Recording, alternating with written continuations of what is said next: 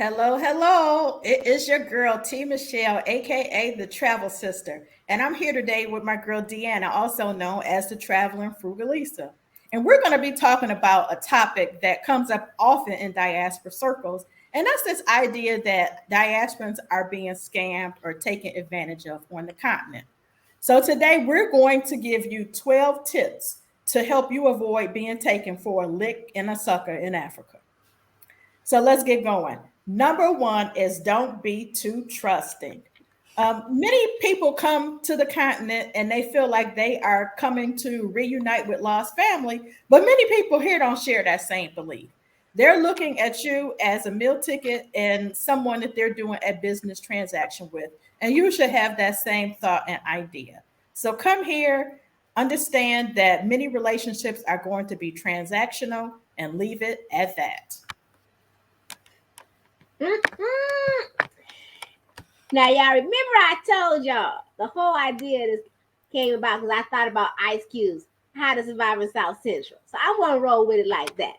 And for me, I'm going to say how to survive on the African continent. Number two is don't get caught up thinking everybody with that blue passport is your friend.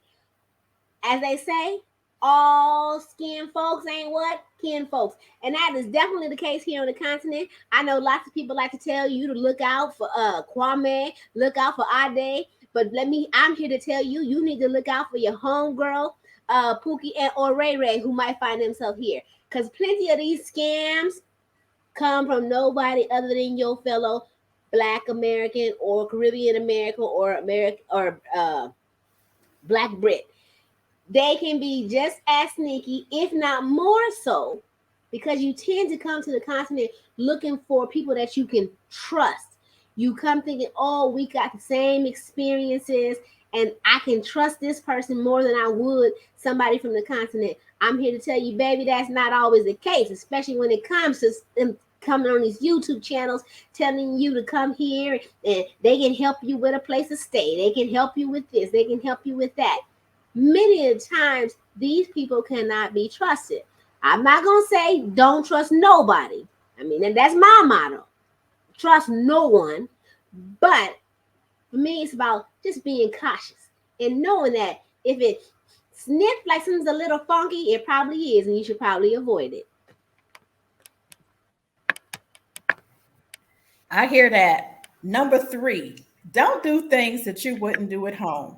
One of the biggest things that I hear that just absolutely astonishes me is people buying land and property here on the continent sight unseen. And I mean, we all know that there is not one Black American that would ever do that at home. Nobody is going and buying land and property without seeing it. And so I don't know why people think that it's here too, particularly because the whole land buying process here on the continent is wrought with issues.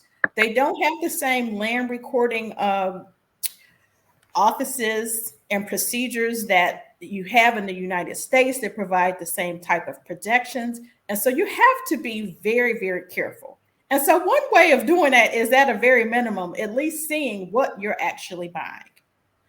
In addition to that, making sure that you have, an attorney or a notary involved in helping you in the process so that you aren't getting scammed. And also making sure that you are having someone, either yourself or some trusted agent, check with government offices to make sure that this land is even available for sale. Girl, that ain't the truth. Because I'm here in South Africa. And here, I would say that the rules for buying land are actually very similar to that in most Western countries. But the ones where they tend to, push to Black Americans when who were romanticized in Africa, they in regions where, like you said, it was just ain't the same. So now we get into rule number 4, which is don't believe everything these people telling you here. Especially what? Especially these men in these African streets. Girl, I cannot tell you how many stories I have heard from other American women about, oh, Deanna, I know you're married to an African man, you've lived here for a while, this, that, and the other. And, my eyebrow automatically up like, wait, what did he say? That don't sound right. And then as soon as because I'm at a point in my life where I don't try to correct adults. You 40, 50, 60 years old, you got the right to live the life you want. So when people come, my eyebrow gonna raise, and I'm gonna be like, well, where did you get this? And the first thing they say is, well, he said. I'm here to tell you, just because he said it, and he even got witnesses of say his mama, daddy, grandma, and everybody else, don't mean it's true. Girl, I have witnessed it for myself. I won't name no names, but in my own community where I'm at, there was this trifling, I call him, he's a user, but he was running around with one woman. They were the cutest couple. I'm always supportive of people who I think is doing right by each other. Meanwhile, he's still online trying to get his hooks into other American, Canadian, whoever who he think can benefit his life. Do you know that this man was running around to brides? They call them barbecues, in the U.S., but bride in South Africa, all kind of stuff, and everybody just cheesing and grinning, making this person feel special, thinking she's the one. Meanwhile, they all know that he's dealing with this other person. So then you said, I'm sitting there looking at this, and I'm like, wait a minute. And see, my husband, he's got that big heart. You know how he is, right? So when I hearing a little of it, I was like, honey, did you know about it? He was like, no, that's not, because my husband, he got a big heart. He one who like to believe everything. So see, I'm giving this message not just to those of you coming from that, but in general, if you come here, you just can't believe everything people telling you. So I said, honey, I'm hearing this. My French ain't the best comprehension, but I can pick up on some things, and I'm pretty sure they saying that this man was an American girl, and the girl who came here was a Canadian. And he was like, no, Deanna, he told me, and I assure you that if that was true, I would know. Needless to say, a couple months later, what we seeing? Wedding announcement to some American. Meanwhile, all these other ones were smiling and chilling and grinning, lying, making the girl think she's special. All I'm saying, don't you do it. Nope, don't you come here thinking everything these people tell you is real. Especially if they got a mama, big mama, go, whoever, Baba co-signing it. Because chances are they just trying to get your American greenbacks. Girl, we've all heard those crazy stories. I'm telling you. Next is number 5. You have to accept that you cannot always rely on Black or African owned businesses. And I mean, this one here will probably be one of the most disheartening to most diasporans. But, the fact of the matter is that, there is, a lot of inefficiency. There is a, different culture of doing business. And frankly, there's a culture of scamming with some people. And so, you may find that if you rely on certain people or certain businesses, that you're going to be out of your money and not get what was bargained or promised to you. And so you definitely have to be careful, and you have to accept that sometimes there are certain services or certain things that you may need that you have to go to, a white or foreign owned business. Not to mention the fact that a lot of the businesses on the continent are actually owned by foreigners and others. And so it just may be that something that you're looking to do is not even available by someone who is, Black diaspora or African. But once again, definitely do your due diligence, do your research and try to get references because it can be rough out in these streets. Rough is an understatement, but I'll keep it politically correct, as they say. Number 6, and this is one that I even see amongst on Circle in LA, thinking that you gonna come here and find your long lost cousin, auntie, whatnot, whatnot. I'm here to tell you, for the most part, that simply ain't true. Cause most Africans don't think you they cousin. They know you not. They know you ain't been here for how many generations. So yeah, and I'm gonna say this: how many of us in the U.S., in the Caribbean, in the UK, except Canada, wherever you are, got cousins you don't even like there? Why the hell would you need to get on a flight that's gonna be anywhere between 7 and 16 hours to go find some cousins? When you got cousins right there in the US you don't want to be bothered with. Why? Because they shifty. I assure you, chances of you finding a real cousin or somebody on the African continent that's not shifty is probably less than your chances of finding a new cousin in the US who not shifty.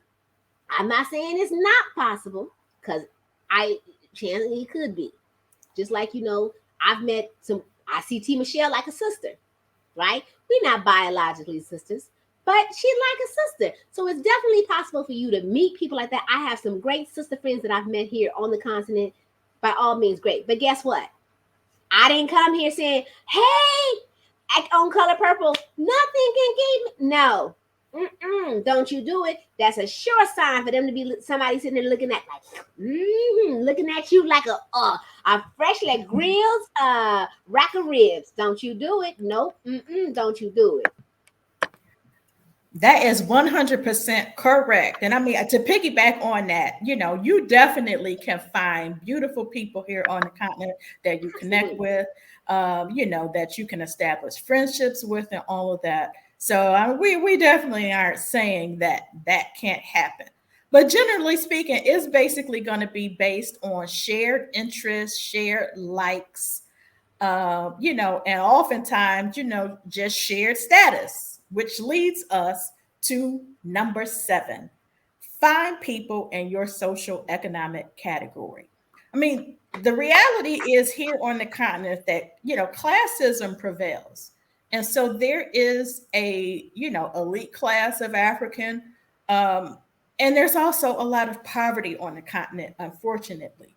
And you will find that, a lot of people will try to befriend you, not because they are generally looking for a friend, but because they feel like that you can help them. And because they feel like, they somehow can make your money theirs. And so what you will find is that, people who, come off and try to be friends are constantly approaching you about this problem or that problem and how, I need money for this, or, this family member is sick, um, or, this sister or cousin needs to pay school fees. There's always something. And I mean, at the end of the day, unless you got Bill Gates money or Jay-Z money, you just can't fund everybody. And so you're going to have to definitely establish some boundaries. What I found is that if you can find people here that are in your own socioeconomic categories, that you generally can, eliminate, avoid a lot of those uncomfortable situations with people constantly asking for money. Hey, you talk about Jay Z money. Hell, Jay Z got Jay Z money. What Jay Z say recently? He said no to his cousin when it came to money. So, be like Jay Z and just say no. That's my take. Good message. Uh, Number 8, and this was for me, because I just have heard it one too many times from people reaching out to me with stories, and this whole notion that people want to say bad behavior or things that you are uncomfortable with, they want to tell you, oh, it's just cultural, so you should go along with it. I'm here to say that's normally a red flag to where you should probably run. For me, the one is, I don't care if it's your culture or not. If I'm uncomfortable, damn it, I'm not doing it. And that should be I think the biggest thing people should take from some things. Just because it's on the African continent, don't mean that it's right. Don't mean that it's correct. So even if it is cultural, does that mean you got to be okay with it? No, not at all. But more often than not, what I find is a lot of these stories are just not true. But people have started to believe that we as Black Americans or diasporans come and we are so glamorized and romanticized by Africa that they can tell us anything and say it's cultural, and we gonna believe it. So I tell people, I'm married to a Muslim man from a very traditional kingdom, right? And even then, when he tell me something, he'll say he always jokes around and calls me Madam Why. He be like, Madam Why, Madam Why. That's right, because I want to know the why behind it. You can't get me to do nothing if I don't understand the why, at least where it came from. Same thing when we got married. Where they're from, I still don't know the reasoning behind it, but they don't pay dowries per se. What they do is you're supposed to give the equivalent. At the time, it would have been like $10 as a RE type thing when you guys are doing the marriage. And so I asked him to explain to me why. He couldn't do that. So, I started researching. The only thing I could do was find what I saw in the Quran, which is like a certain amount of silver. So I had to convert that into dollars and then to the rand, which is the local currency. And say, this is what I need before we have our Muslim wedding. Because that's what I read. Now, I will say this. A year or so later, I did stumble across some information on Bamoon culture.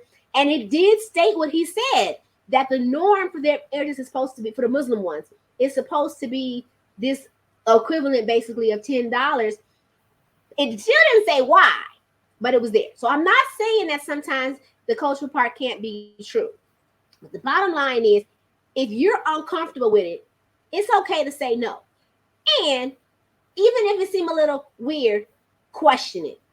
Always go with your instinct. Question, question, question. Especially when they start trying to tell you who you can marry and this, that, and the other. Question it. Absolutely. Which leads us to number 9. So, as I initially said, one of the biggest complaints that a lot of diasporans make is that they feel like they're being scammed, they're taken advantage of on the continent. And there's a huge cultural difference because in the United States or elsewhere in the Western world, people are used to going in the stores and have prices that are marked. So you know what you're going to pay. There's no haggling involved, and there is no changing prices. That is completely different, mostly on the continent. Other than going to the mall where there are going to be prices that are stated, but if you're going to the market or if you're buying something at the local fruit stand or anywhere else, you have to be prepared to bargain and haggle. It's very normal here. It is expected. And if you don't, then you are going to be taken advantage of. It's funny because one of the ladies here at the market in Abidjan said, I can always tell when someone is American because they don't really bargain. They just, if you give them a price, they just say okay and they pay it. And so, if you do that, people are definitely going to try to throw out the highest prices they can and see if they can get away with it. If you watch, a local person absolutely would never do that. It's like hilarious here me watching these people at the fruit stand up the street because they literally are going back and forth, over the price of a tomato or onion, and so it's just really a normal and expected part of the culture here. So, if you don't want to feel like you're being scammed, you got to get into the habit of haggling and bargaining. And you also have to be prepared to walk away if you think you're being scammed because sometimes you are. And a lot of times when you do walk away, the price is going to change real quick. Girl, and that's true. I said that's also when you get to see that you're not African because the price they give you is so damn ridiculous. Usually, they know this person is not one of us. In fact, the ones they give us is even worse than the ones they usually give to the French people in these countries. Have you ever noticed that? Yeah, I mean, unfortunately, that is true in a lot of instances. And I think a lot of it is because they know that a lot of, Black Americans and other diasporans come and they have this need to feel like they belong and this need to feel like they are, quote unquote, helping their brothers and sisters. And so they're kind of like, hey, if I feel like I can get away with this, then I'm definitely going to try it. And a lot of times they do, unfortunately. But then, people walk away and they feel like, they're being scammed when you definitely could have bargained it away. I mean, I'm at the point now. I'm going head to head with them, so it's funny. They get mad because when if I have family members come here, friends come here, and I go to the market with them, I'm like, no, no.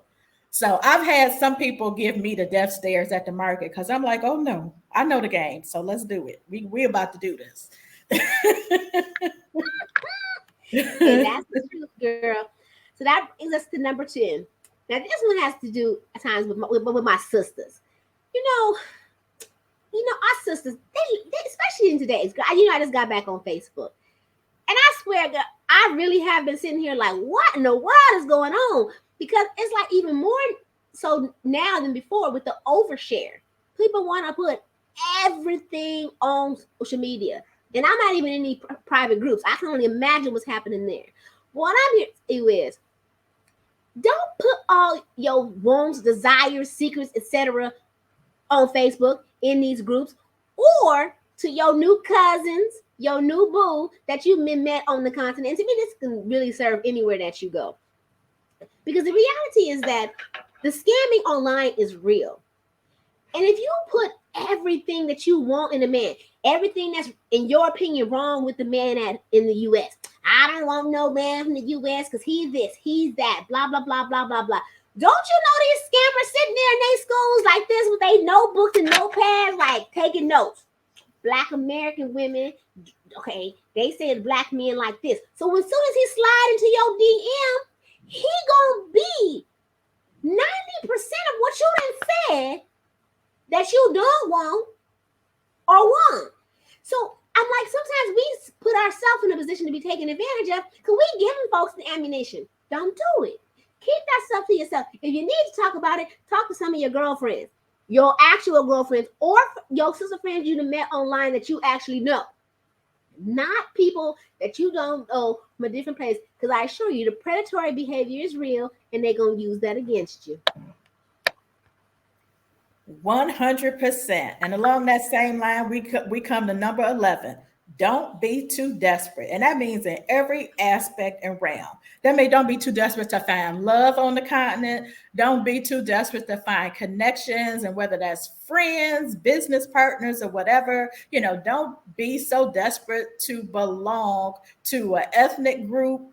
Don't be so desperate to feel like you coming back to the quote unquote motherland to find your roots. Just come here and let things flow organically. And when you do that, you will find you have a much better experience overall. Well, and last but not least, we gonna move into number 12, which is stop letting these influencers, YouTubers, etc. make you believe that Wakanda is on the African continent, or that you gonna come here and find your king. Don't believe it. Stop. I understand, we like to see a lot of the "This is Africa" images with the, like houses that are palaces and all this and that. Yes, that is Africa. A part, a small part. I'm gonna say a thimbleful. The reality is the poverty on this continent is like I said before, it's on a level that you really cannot your head around.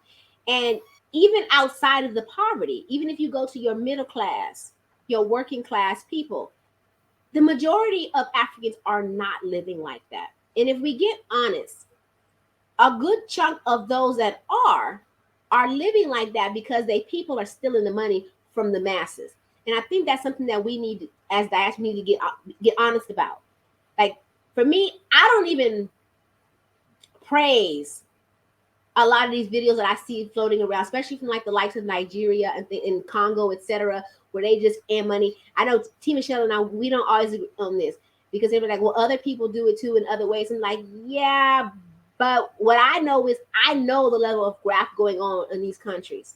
I've been there. I've seen it. So for me, I cannot celebrate people who we know are stealing money from the masses to live like that, to have it for their children, for president's children to have, 50 cars, the ministers in some of these countries. You're talking about ministers.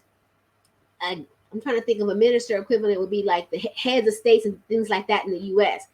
getting paid 10, 15,000 US a month. That's just their salary.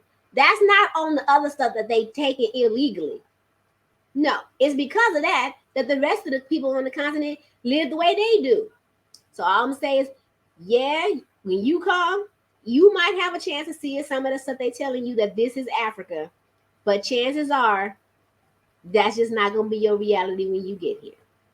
Well, that sums up our list of 12 things that you can do or I do when you come to the continent for visiting or living to prevent yourself from getting taken like a lick or a sucker. Now, stay tuned for our next session of the tea when we discuss, are you really going to come to the continent and find your African king or queen? Or are you going to come here and get you a circus jester masquerading as a king? So we look forward to seeing you on our next episode of The African Tea. See you soon. Bye. If you liked what you've seen or heard today, don't forget to what? Like, subscribe, or share. Thank you. Have a good one.